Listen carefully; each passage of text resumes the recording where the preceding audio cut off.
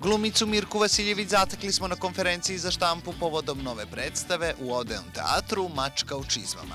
Kakva je Mirkina uloga i kako se ona sprema za istu, poslušajte u nastavku. Mirka, Mačka u čizmama, ti danas u patikama. Da, Mirka je u čizmama kada igra predstavu Mačka u čizmama i kada je zima. Sad smo u proleću, sad sam ovde došla, da kažem, privatno, pa evo, upravo ovim hodnikom na dole idem kroz koji minut da se obučemo u čizme i na scenu i da probamo novu predstavu na kojoj radimo, to je Mačka u čizmama. Koliko će zapravo neko, da kažemo, mlađoj publici dočarati se ta mačka u čizmama, s obzirom da svi znamo da je istoimeni roman Mačak u čizmama, i da li ćete ljudi možda praviti neku paralelu, da li je ovako ili onako, ili ti misliš da je ovo totalno nešto drugačije od onoga što smo navikli kada pričamo o Mačku u čizmama?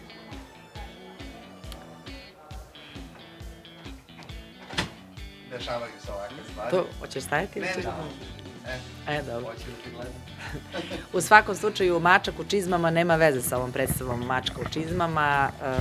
Drugačija je priča, drugačija je poenta, drugačiji su likovi, tako da ovo je nešto što ima svoj život. Mi koji smo na sceni, ljudi koji su iza scene, koje uvek volim da pomenem, zato što zahvaljujući njima sve ovo ovako i izgleda, sa svetlom, muzikom, režijom, pisanjem, kostimima, šminkom i tako dalje. Tako da mislim da smo napravili nov neki život, te Mačke u čizmama, i da će dugo trajati i da će biti zabavna i da će deca korisno vreme provesti gledajući tu predstavu. Da li će tvoja deca doći da pogledaju 24. 5. 6. predstavu ili ćeš ih sačekati da malo zaživi pa tek onda da ih dovedeš?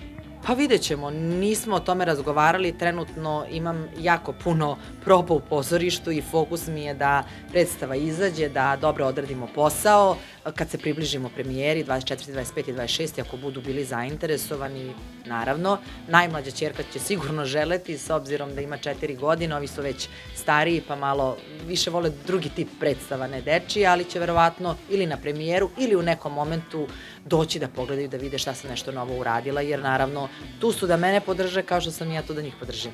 Mirku Vasiljević nismo mogli da ne upitamo da li je strašna mama i da li njena deca imaju uslov, stariji brat može u grad ako povede mlađeg brata ili sestru, i koja od njene dece će krenuti njenim stopama. Ne radim to, zato što negde svako treba da ima svoje društvo, potrebe, želje. Ako se oni sami spoje i vole da imaju isto društvo, zašto da ne? Ako ne, svako treba da ima svoje društvo i da se igra, tako da nije ono sad ako ide jedan, mora i ovaj drugi. Naravno da ako vidim da je jedan duže u kući, onda negde kažem ajde izađi, prošlo nije zdravo da si ceo dan u kući, pozovi nekog da ti dođe, da ti odeš kod nekoga da se družiš, da prošetaš, da odeš na neki teren, da pogledaš neki film. Tako da u tom nekom smislu ih malo probudim ako vidim da se ulenje, da su više kod kuće i da spavaju, ali taj teenage period malo tera da se dosta spava. Njih troje su sa malom razlikom, tako da su oni sada već veliki. Evo, dosadna sam, kolega je otišao. Ne može više da sluša moje dosadne odgovore. Ima, ali su mu dosadni moji odgovori.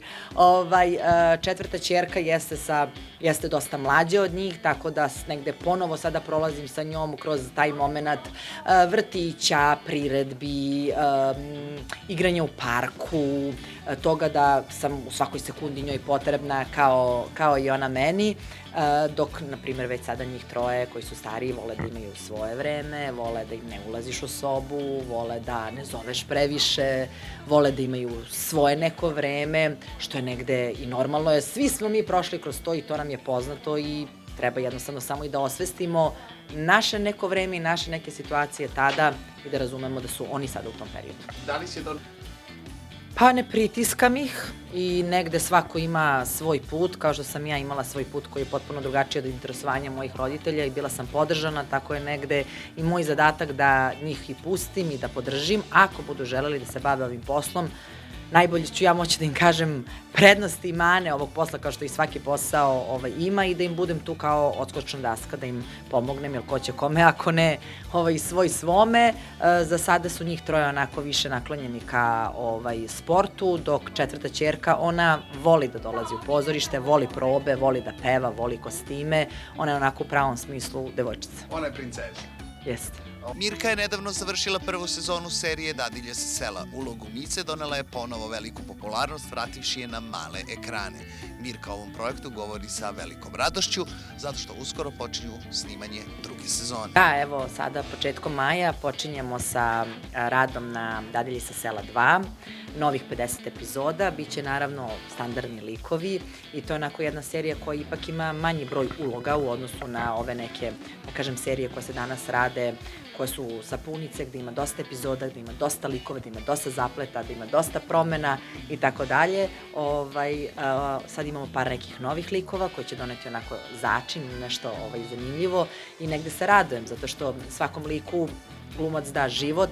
Ja sam Mici dala i taj hod, i taj eyeliner, i to da je stalno ušarenom, da je stalno, ušarenom, da ima neki rajf ili mašnu, tako da baš kad me zvala kostimografkinja da me pita šta ćemo sad u drugoj sezoni, onako dosta dugo smo pričale koliko Mica da ostane ista, koliko različita i da li ima potreba uopšte za tim.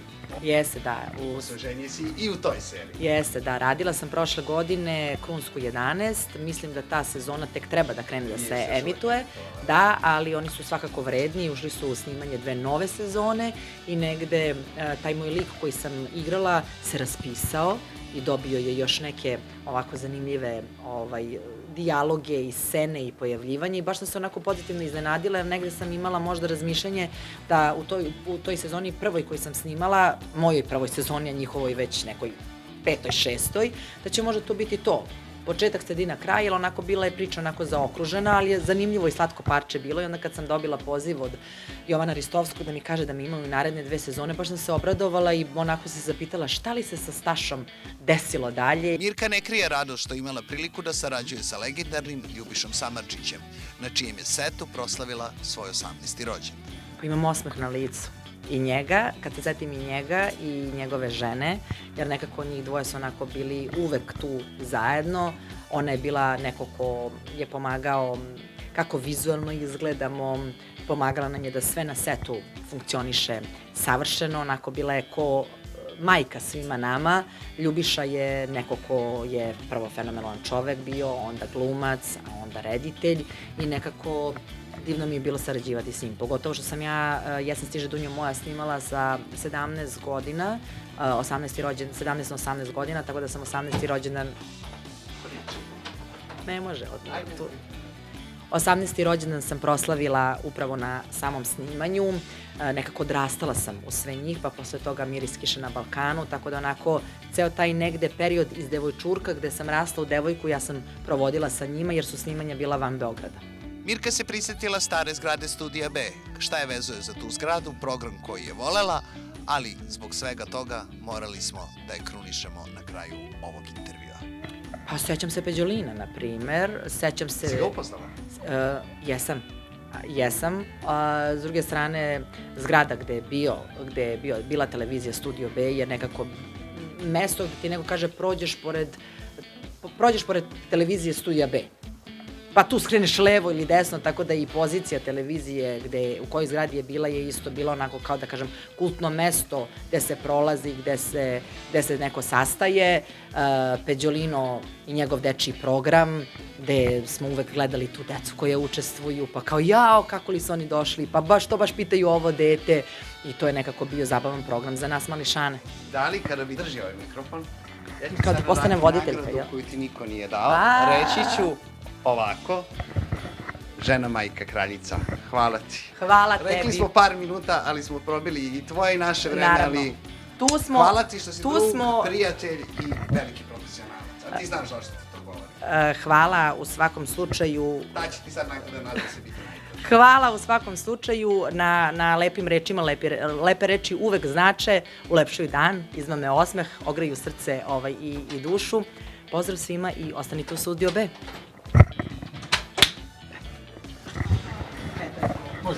Mislim da su svi živi.